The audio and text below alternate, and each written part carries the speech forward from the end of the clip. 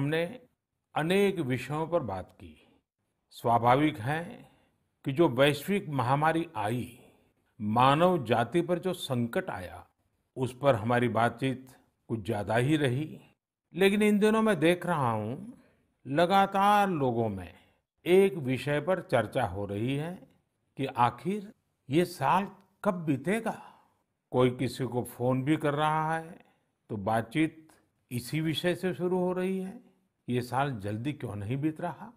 कोई लिख रहा है, दोस्तों से बात कर रहा है, कह रहा है कि ये साल अच्छा नहीं है।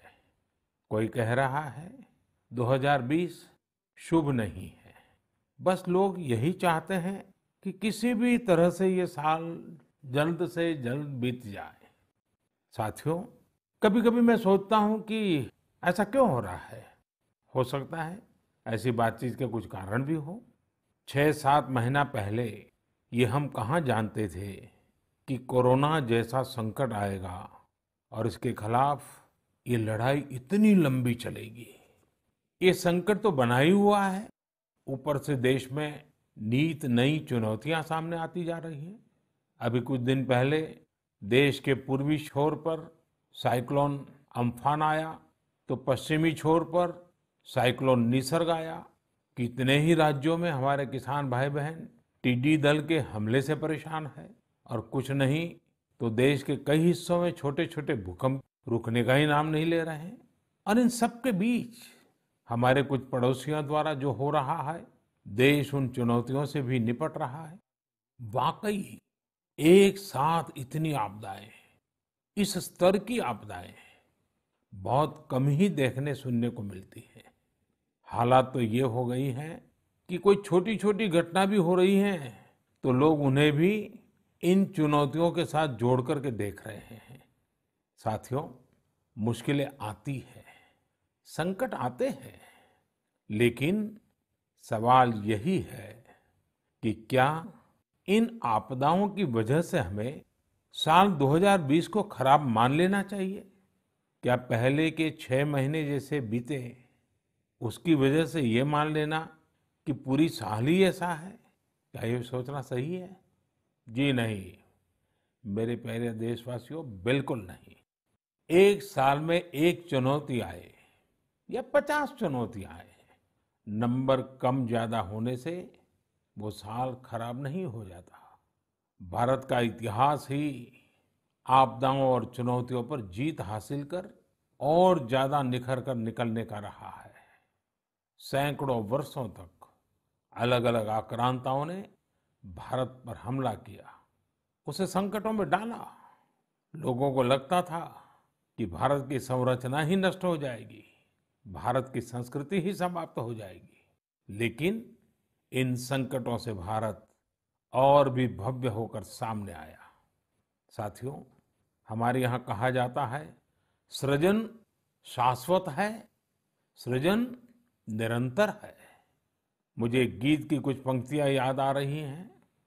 यह कल कल छल छल बहती, क्या कहती गंगा धारा। यह कल कल छल छल बहती, क्या कहती गंगा धारा। युग युग से बहता आता, यह पुण्य प्रवाह हमारा।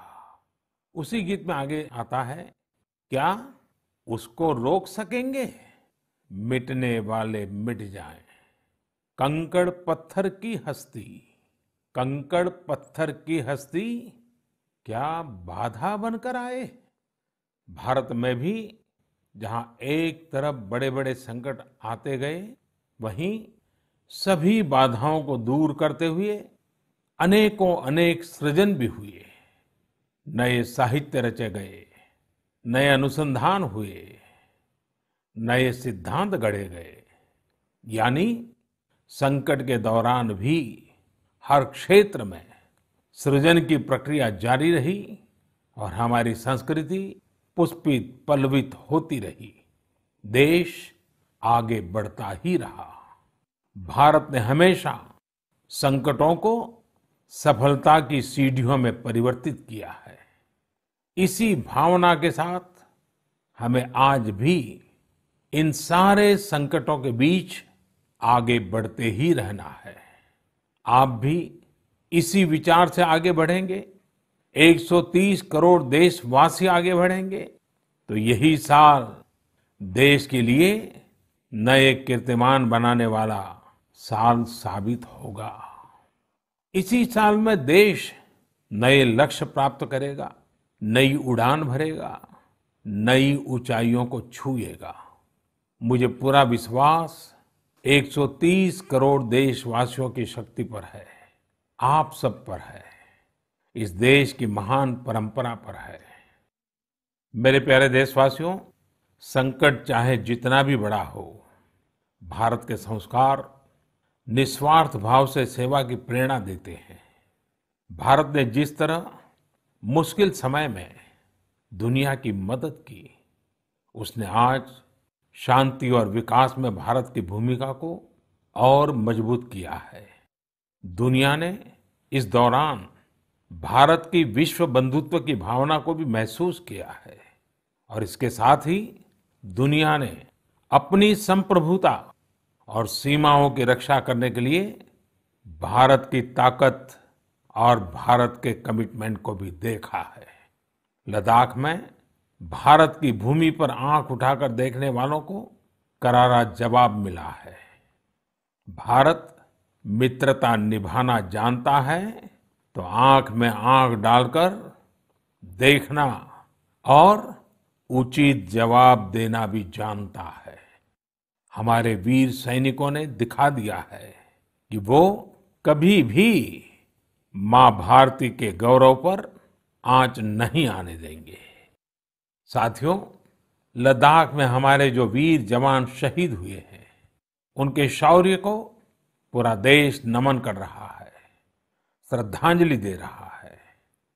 पूरा देश उनका कृतज्ञ है, उनके सामने नतमस्तक है। इन साथियों के परिवारों की तरह ही हर भारतीय इन्हें खोने का दर्द भी अनुभव कर रहा है।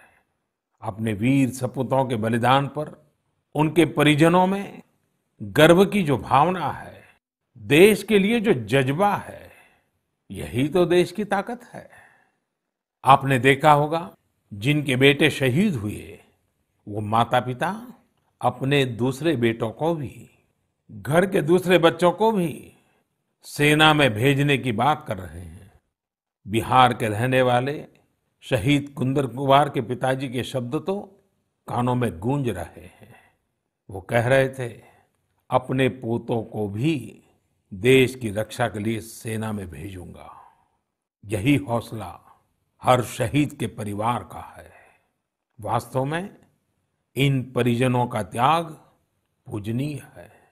भारत माता की रक्षा के जिस संकल्प से हमारे जवानों ने बलिदान दिया है, उसी संकल्प को हमें भी जीवन का ध्येय बनाना है, हर देशवासी को बनाना है।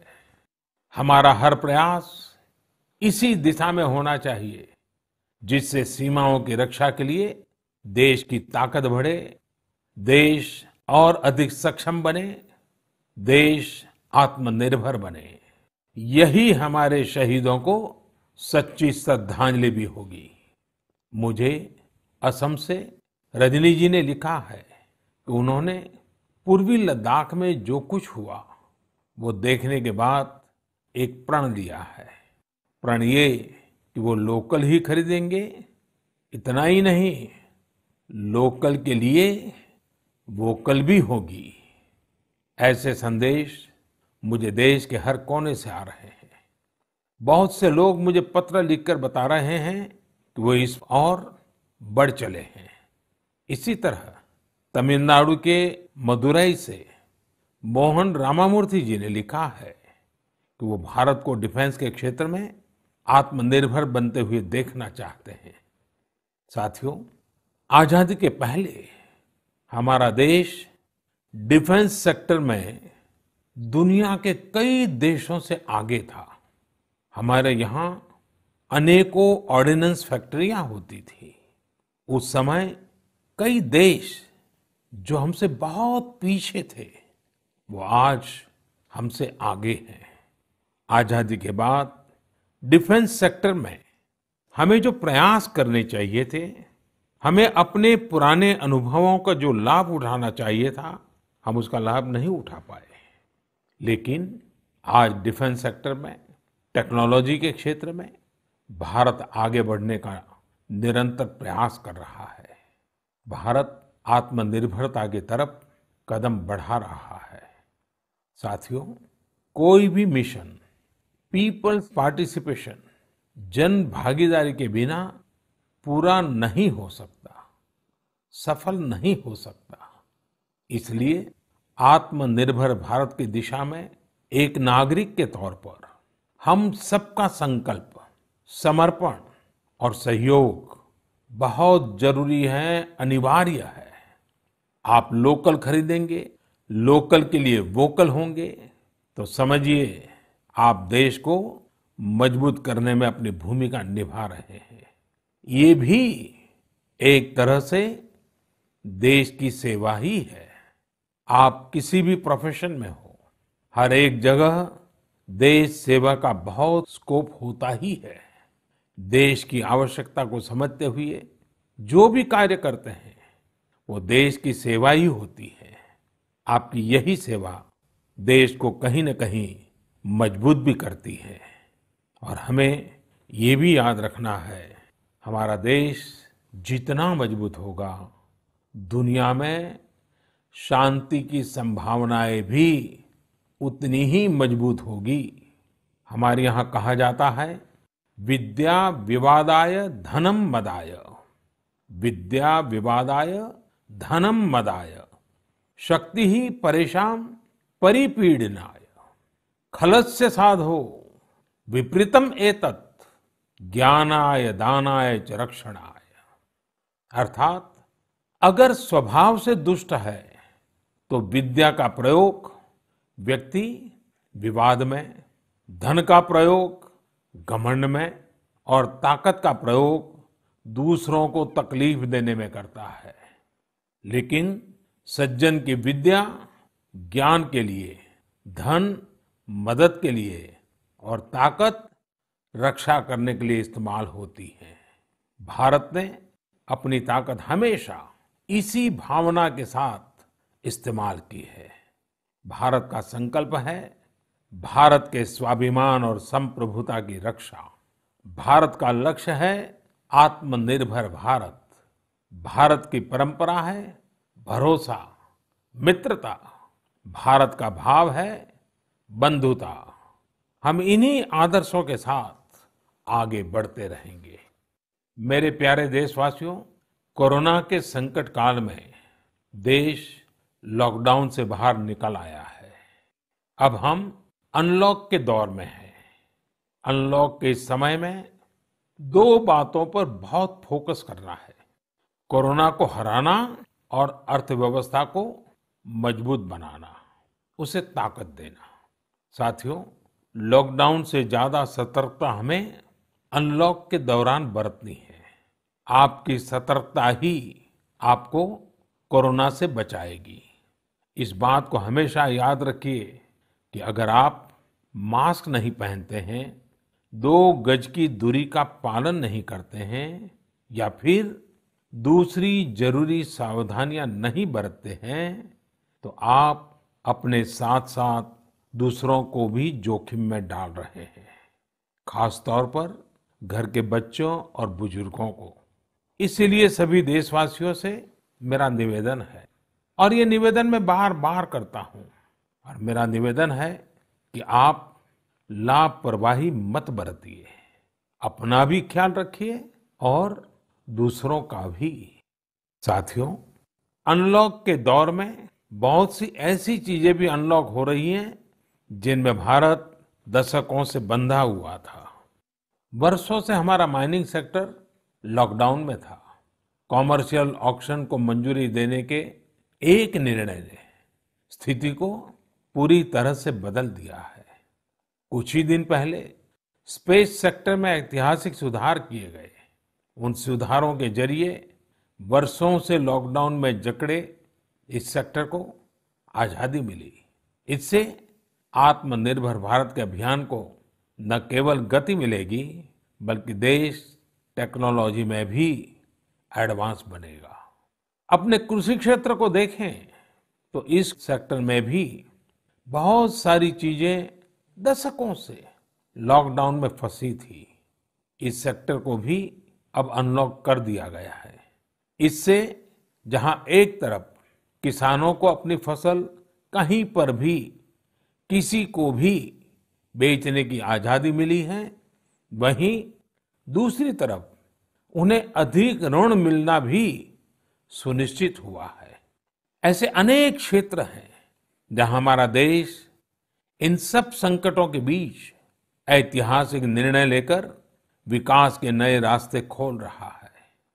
मेरे प्यारे देशवासियों, हर महीने हम ऐसी खबरें पढ़ते और देखते हैं जो हमें भावुक कर देती है। यह हमें इस बात का स्मरण कराती है कि कैसे हर भारतीय एक दूसरे की मदद के लिए तत्पर है।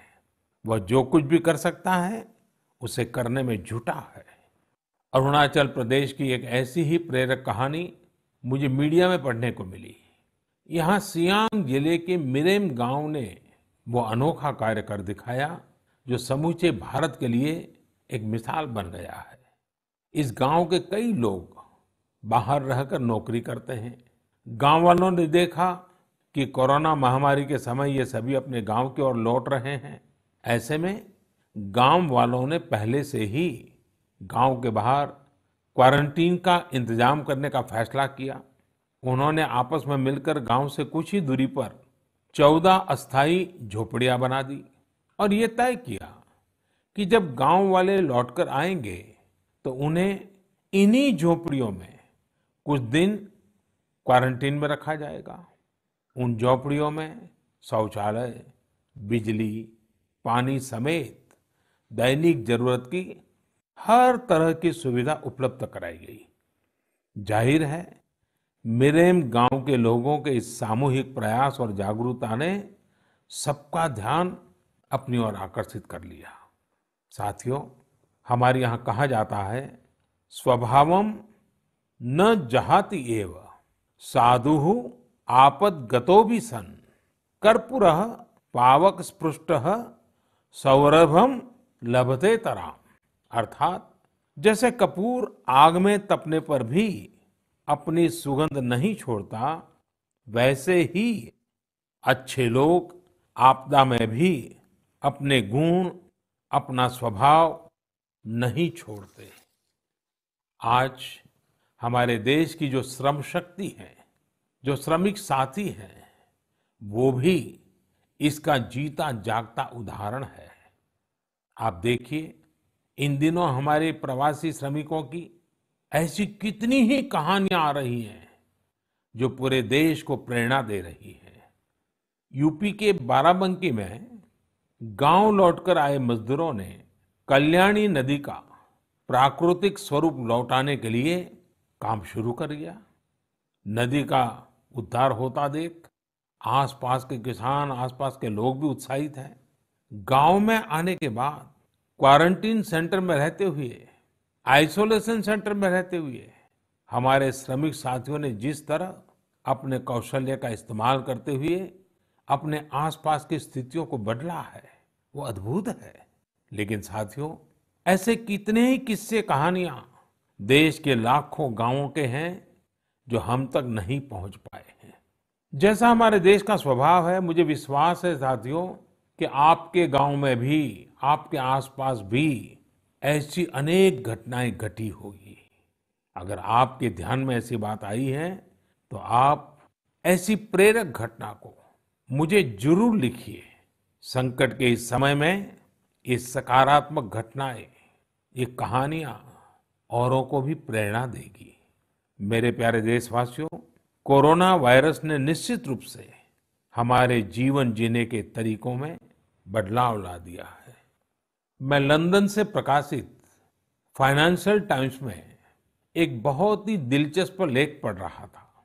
इसमें लिखा था कि कोरोना काल के दौरान अदरक, हल्दी समेत दूसरे मसालों की मांग एशिया के अलावा अमेरिका तक में भी बढ़ गई है। पूरी दुनिया का ध्यान इस समय अपनी इम्यूनिटी बढ़ाने पर है और इम्यूनिटी बढ़ाने वाली इन चीजों का संबंध हमारे देश से है। हमें इनकी खासियत विश्व के लोगों को ऐसी सहज और सरल भाषा में बतानी चाहिए जिससे वे आसानी से समझ सकें और हम एक हेल्थियर प्लेनेट बनाने में अपना योगदान दे सकें। मेरे प्यारे देशवासियों, कोरोना जैसा संकट नहीं आया होता तो शायद जीवन क्या है, जीवन क्यों है, जीवन कैसा है, हमें शायद ये याद ही नहीं आता। कई लोग इसी वजह से मानसिक तनाव में जीते रहे हैं। तो दूसरी ओर लोगों ने मुझे ये भी शेयर किया है कि कैसे लॉकडाउन के दौरान खुशियों के छोटे छोटे पहलू भी उन्होंने जीवन में रीडिस्कवर किए हैं। कई लोगों ने मुझे पारंपरिक इंडोर गेम्स खेलने और पूरे परिवार के साथ उसका आनंद लेने के अनुभव भेजे हैं। साथियों, हमारे देश में पारंपरिक खेलों की बहुत समृद्ध विरासत रही है। जैसे आपने एक खेल का नाम सुना होगा, पचीसी। यह खेल तमिलनाडु में पल्लान्गुली, कर्नाटक में अली गुली मणे और आंध्र प्रदेश में वामन गुंटलू के नाम से खेला जाता है। ये एक प्रकार का स्ट्रेटेजी गेम है जिसमें एक बोर्ड का उपयोग किया जाता है। इसमें कई खांचे होते हैं जिनमें मौजूद गोली या बीज को खिलाड़ियों को पकड़ना होता है।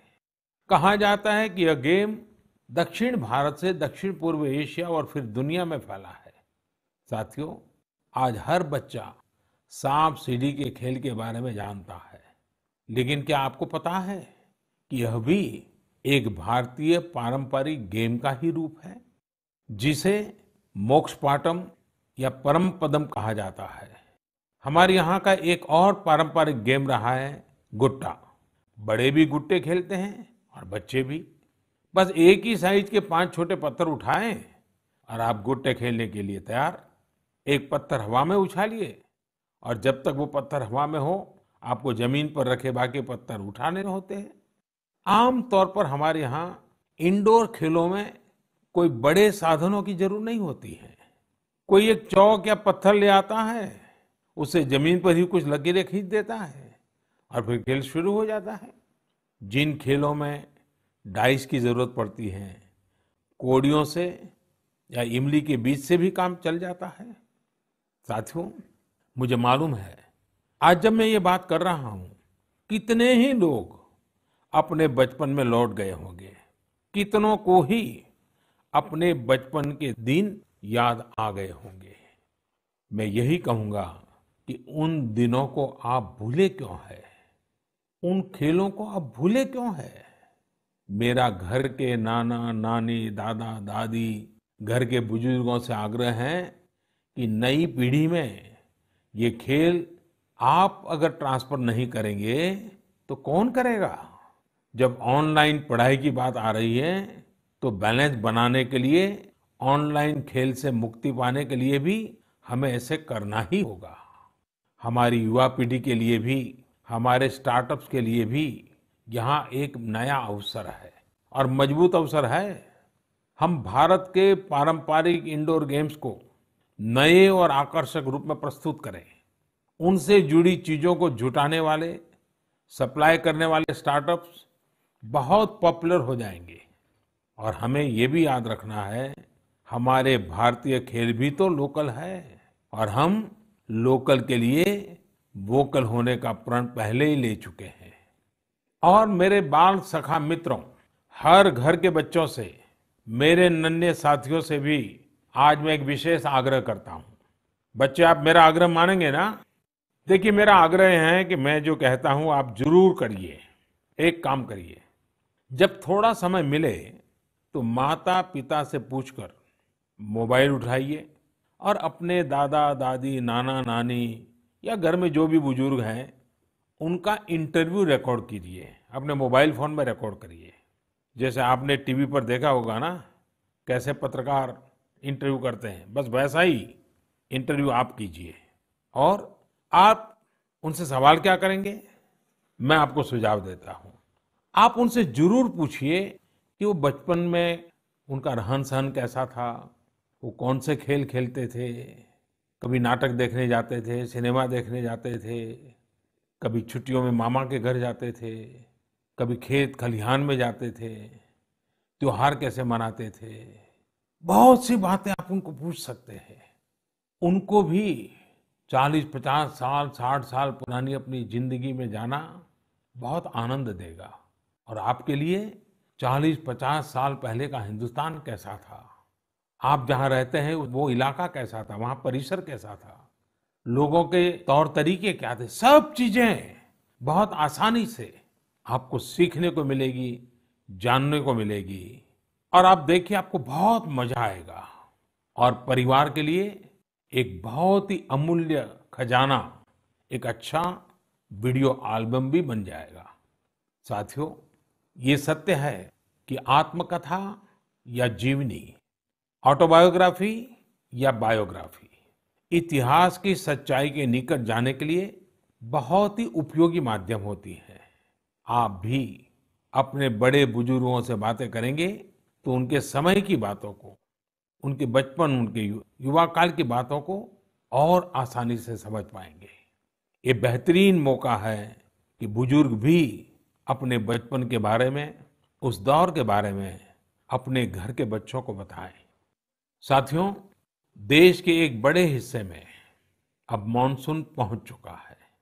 इस बार बारिश को लेकर मौसम विज्ञानी भी बहुत उत्साहित हैं, बहुत उम्मीद जता रहा है। बारिश अच्छी होगी तो हमारे किसानों की फसलें अच्छी होगी, वातावरण भी हरा भरा होगा। बारिश के मौसम में प्रकृति भी जैसे खुद को रिजुवेनेट कर लेती है, मानव प्राकृतिक संसाधनों का जितना दोहन करता है, प्रकृति एक तरह से बारिश के समय उनकी भरपाई करती है, रिफिलिंग करती है। लेकिन ये रिफिलिंग तभी हो सकती है जब हम भी इसमें अपनी धरती माँ का साथ दें, अपना दायित्व निभाएं। हमारे द्वारा किया गया थोड़ा सा प्रयास प्रकृति को, पर्यावरण को बहुत मदद करता है। हमारे कई देशवासी तो इसमें बहुत बड़ा काम कर रहे हैं। कर्नाटक के मंडावली में एक 80-85 साल के बुजुर्ग हैं कामेगौड़ा जी। कामेगौड़ा जी एक साधारण किसान है, लेकिन उनका व्यक्तित्व बहुत असाधारण है। उन्होंने एक ऐसा काम किया है कि कोई भी आश्चर्य में पड़ जाएगा। 80-85 साल के कामेगौड़ा जी अपने जानवरों को चराते हैं, लेकिन साथ साथ उन्होंने अपने क्षेत्र में नए तालाब बनाने का भी बीड़ा उठाया हुआ है। वे अपने इलाके में पानी की समस्याओं को दूर करना चाहते हैं, इसलिए जल संरक्षण के काम में छोटे छोटे तालाब बनाने के काम में जुटे हैं। आप हैरान होंगे कि 80-85 वर्ष के कामेगौड़ा जी अब तक 16 तालाब खोद चुके हैं, अपनी मेहनत से, अपने परिश्रम से। हो सकता है कि जो तालाब उन्होंने बनाए वो बहुत बड़े ना हो, लेकिन उनका ये प्रयास बहुत बड़ा है। आज पूरे इलाके को इन तालाबों से एक नया जीवन मिला है। साथियों, गुजरात के वडोदरा का भी एक उदाहरण बहुत प्रेरक है। यहाँ जिला प्रशासन और स्थानीय लोगों ने मिलकर एक दिलचस्प मुहिम चलाई।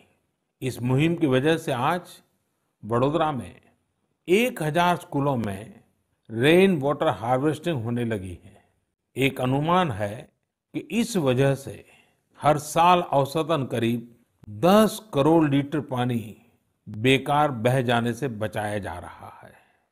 साथियों, इस बरसात में प्रकृति की रक्षा के लिए, पर्यावरण की रक्षा के लिए हमें भी कुछ इसी तरह सोचने की, कुछ करने की पहल करनी चाहिए।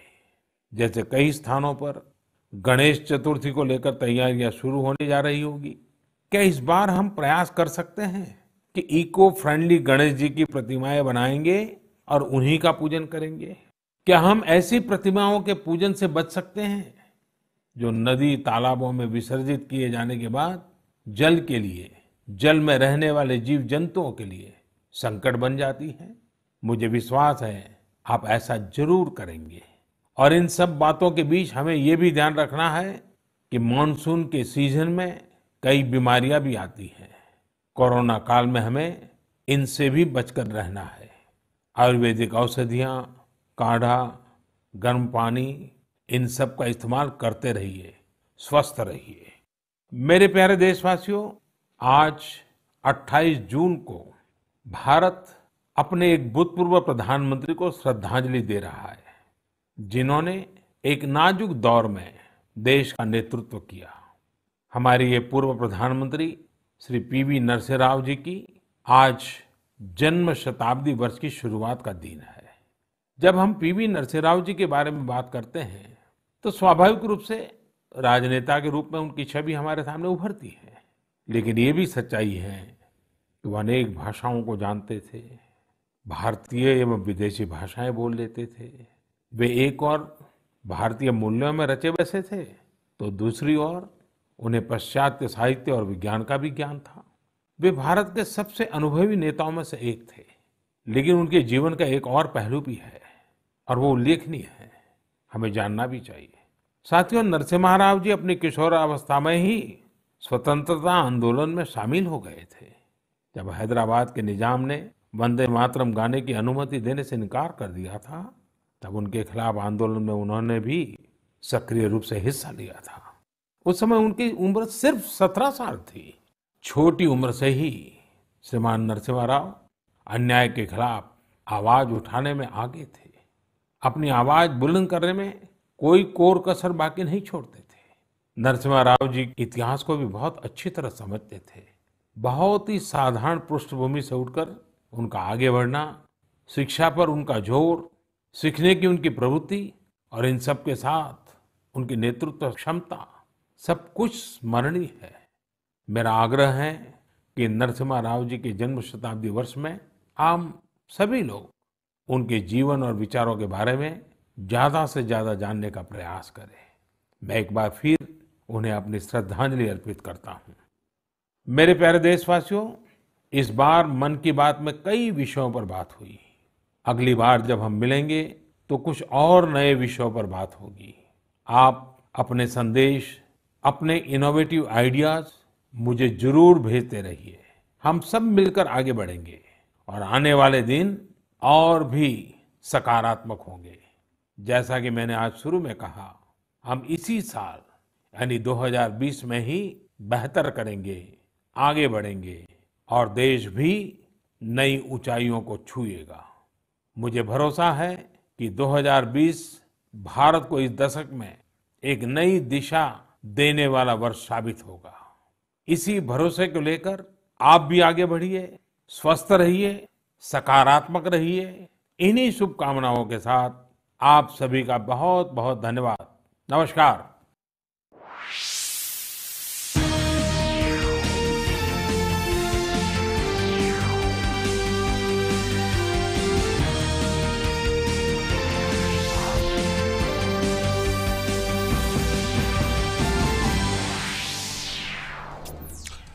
नमस्कार। अभी आप देख रहे थे प्रधानमंत्री की मन की बात कार्यक्रम को, जिसमें प्रधानमंत्री ने लद्दाख में चीन का नाम लिए बिना जो चीन की कारगुजारियां हैं, साथ ही भारतीय सेना का जो